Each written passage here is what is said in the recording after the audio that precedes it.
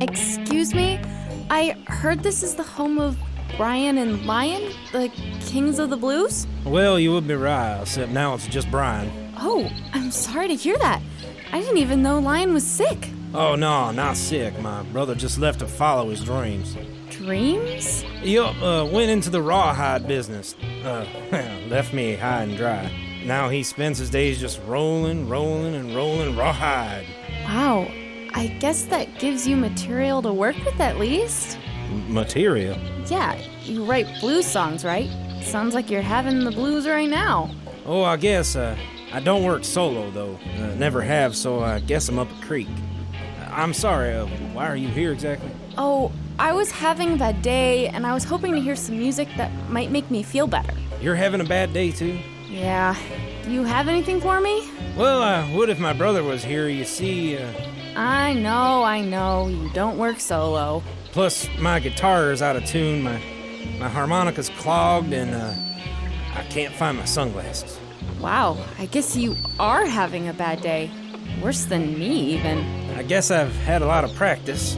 So, when you're having a bad day and you can't sing about it or even play your instruments, how do you make yourself feel better? Well, in those kind of situations, I usually listen to the radio. Interesting. Can we try it? Oh, sure.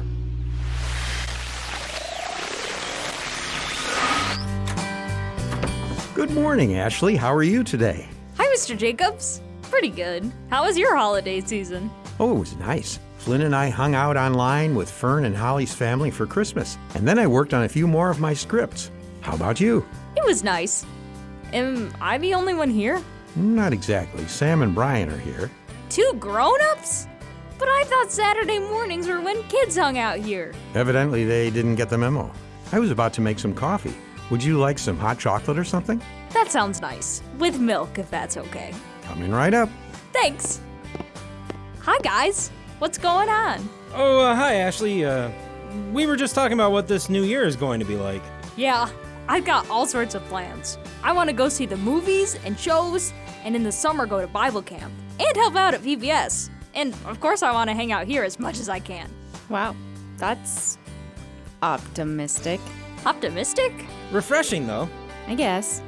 What are you guys talking about? Let's just say I have my doubts about how good this year's gonna be. Well, yeah, but every year has good and bad stuff that happens. Last year was a pretty bad one, though.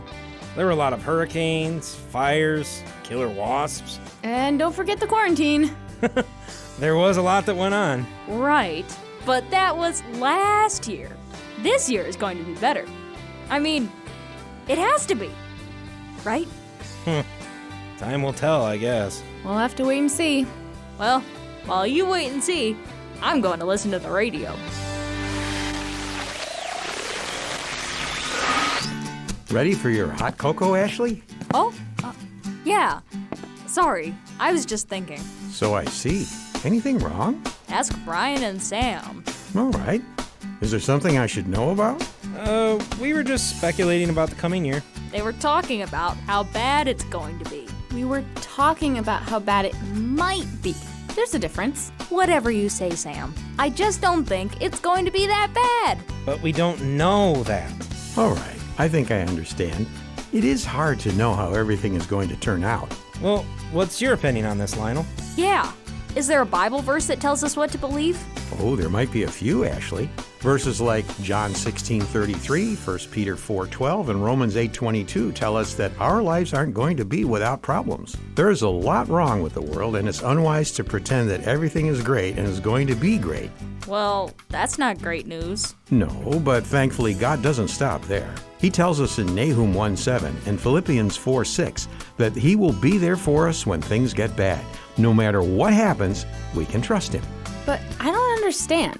If bad things happen, doesn't that mean that God isn't with us? It might seem that way, Sam. And sometimes it might seem like we're going through hard times because we have done something wrong. But if you look at the stories of Joseph, Job, Jeremiah, and even Jesus, it's easy to see that even godly people go through horrible things. Okay, so is there any good news? This all seems to be pretty awful. There is. And I just might have a script about it. I'll be right back.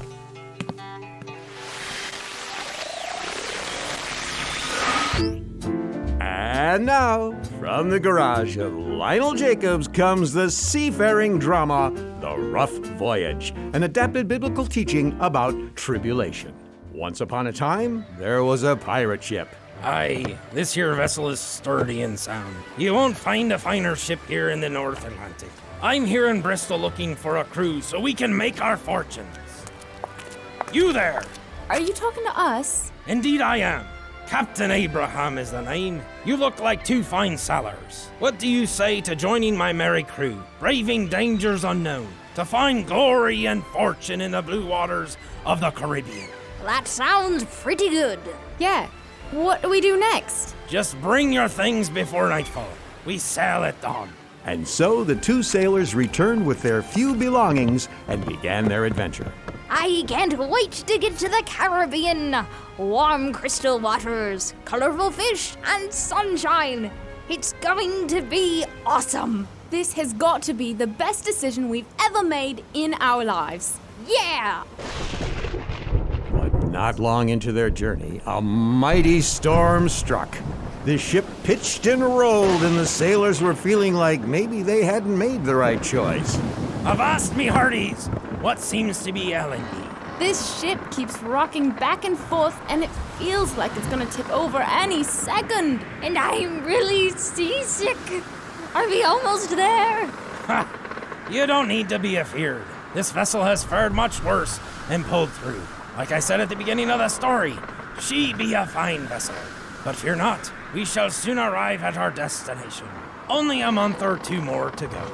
A month! Weeks went by, and though some days were pleasant, The pirate's life for me. other days were not so pleasant. I think I had some really bad eggs. Oh no! Why are the Tums always gone? Buck up, Buccaneers. We're getting close. That's what you said last week. And the week before that? Are we even headed in the right direction? Of course we're heading in the right direction. Everyone knows that the wind and waves flow away from the Caribbean. It's that which we're fighting through. Trust me, we're getting close. And true to his word, Captain Abraham steered his ship out of the stormy Atlantic and into the warm Caribbean waters. We made it. Did I not tell ye? Now then, to adventure! To adventure!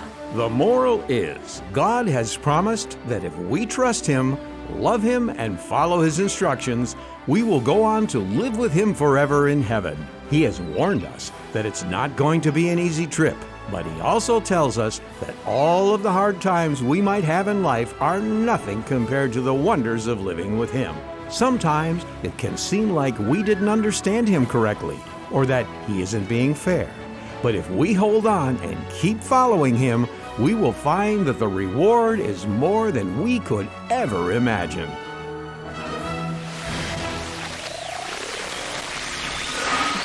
Would you like some more coffee, Sam? Oh, no, thank you. You're still thinking about the pirate ship drama, aren't you? Maybe a little, Ashley. It's definitely made me think about some things differently. So, you're not worried about how this year is going to turn out anymore? I wouldn't say that exactly, but I think Mr. Jacobs is right. No matter what happens this year, I can know for a fact that God's gonna make sure it turns out okay. Yeah, now it's just a matter of making sure that we remember that. It's not an easy thing to do, Brian. In fact, in many places in the Bible, God had to tell His people over and over to trust Him when they felt like there was no hope. You mean like in Joshua 1? That's a good example, Ashley. Others include Philippians 4:6, Matthew 8:26, 2 Kings 6:17, Psalm... Okay, we get it. There's a lot of examples. I think it's interesting that God has so many examples. It's like He thought we might forget or something. I wonder why that is. I think it's all about trusting Him. If we trust that God will take care of us, then we don't have to be afraid, and we will have hope even though bad things might happen. I'm pretty sure that's called peace. Or is it joy? It's kind of a mixture of both, I think. God's peace keeps us calm in the middle of trouble, and God's joy is when He gives us happiness in times of trouble. When we have hope because we believe God's promises, He gives us His Spirit. And peace and joy are a couple of ways we know that He has done that. like it says in Galatians 5. That makes sense. Oh, I've got to go, guys. Delivery shift. See you all soon. Bye! Oh, yeah, I should head out soon, too. Thanks for the coffee, Lionel. I'll see you at church. See you there. Are you heading out too, Ashley? Yeah. Want me to turn off the radio before I go? Oh, if you wouldn't mind, thanks.